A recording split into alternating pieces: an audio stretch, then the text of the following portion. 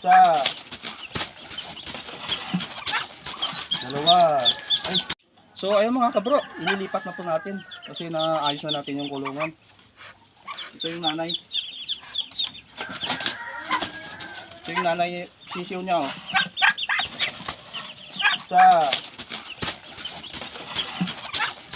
Dalawa. Ay. Tatlo.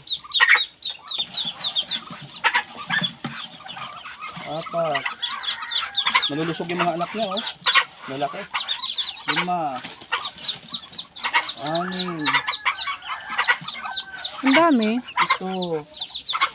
8. Ala. 8 yung anak niya.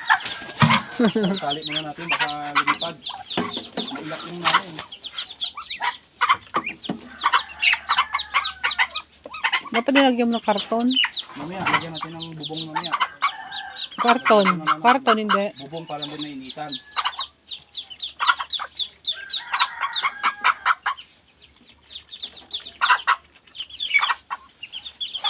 So, ayan mga kabro, maraming salamat sa inyong pagsama. Thank you so much. God bless and babu.